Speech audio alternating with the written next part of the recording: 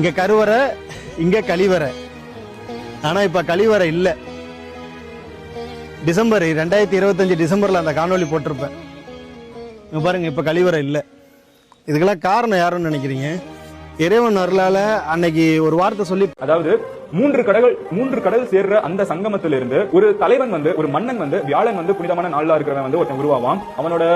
அவனோட சிந்தனைகளையும் அவனோட தைரியத்தையும் எல்லா நாடும் பாராட்டுவாங்க. அவனை ஏசியால எதிர்க்கிறது முட்டாள்தனமா இருக்கும் அப்படிங்கறத சொல்லியிருக்காரு. உலகத்திலே மூன்று கடல் சேர்ற பெனின்சுலா எங்க இருக்குன்னு பாத்தீங்கன்னா நம்ம சவுத் இந்தியால மட்டும்தான் இருக்கு. முக்கடல் சங்கமம் அப்படிங்கிறது கன்னியாகுமரி ஸ்பெசிபிக்கா சொல்லியிருக்காரா, இல்ல தமிழ்நாடு கேரளான்னு சொன்னாரா, இல்ல கர்நாடகா, ஆந்திரா, தெலுங்கானா எல்லாத்தையும் சேர்த்து சொன்னாருன்னு தெரியல. பட் இந்த ட்ரையாங்கிள் ஷேப்ல மூணு கடல் சங்கமிக்கிற ஒரே இடம் எதுன்னு பாத்தீங்கன்னா கன்னியாகுமரி மட்டும்தான், சவுத் இந்தியால மட்டும்தான் இருக்கிற, எங்கேயுமே கிடையாது.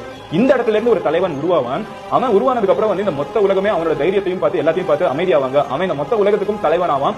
இம்மார்டல் ரூலர் அப்படின்னு இவனுக்கு ஒரு பெயரும் கொடுக்கிறாரு. இது அவரே சொந்த வார்த்தையில் எழுதின ஒரு விஷயம். இம்மார்டல் ரூலர்னா அழிக்கப்படாத ஒரு புகழோட இவன் தான் இருப்பான். உலகத்தை ஒன்னு சேர்க்கிற மனுஷனா இவன் இருப்பான். இந்த கஷ்டங்கள், இயற்கை சீற்றங்கள், பிரச்சனைகள் எல்லாம் முடிகிறப்போ இந்த பிரச்சனைகள் மக்களை மீட்டெடுக்கிறதுக்கு இவன் ஒருத்தன் இருப்பான் சவுத் இந்தியால இருந்து அவர் சொல்லி முடிக்கிறாரு.